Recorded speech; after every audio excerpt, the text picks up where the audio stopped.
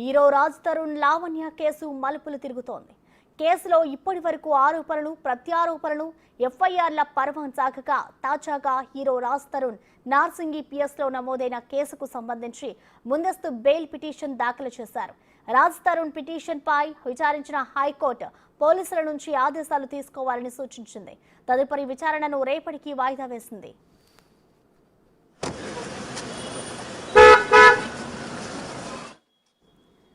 మరోవైపు హీరో రాజ్ తరుణ్ తల్లిదండ్రులు మాదాపూర్ పోలీస్ స్టేషన్లో లావణ్యకు వ్యతిరేకంగా ఫిర్యాదు చేశారు.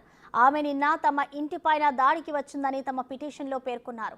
తమకు హెల్త్ ప్రాబ్లమ్స్ ఉన్నాయని, ఇలా ఇంటిపైకి దాడికి రావడం వల్ల భయపడిపోయామని తెలిపారు. అంతేకాదు లావణ్యపై న్యూసెన్స్ కేసు ఫైల్ చేసినట్లుగా తెలిపారు.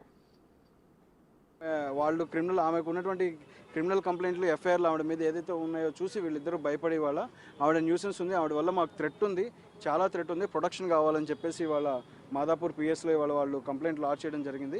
పోలీస్ వారు కూడా దానికి స్పందించి ఎఫ్ఐఆర్ చేస్తామన్నారు. సో ఆవిడ మీద న్యూసెన్స్ కేసు ఒకటి ఫైల్ అవడం జరుగుతుంది.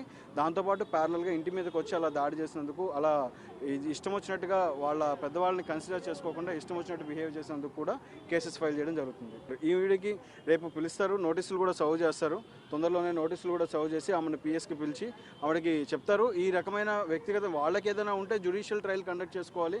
ఆవిడ కేసులు పెట్టానంది, కోర్టుల మీద నమ్మకం ఉందంది, మరి మీడియాలో ఇంత హడావిడి చేసి ఆయన హీరోని అంతా డిఫేమ్ చేయాల్సిన నెసిటీ వాళ్ళకి ఏముంది?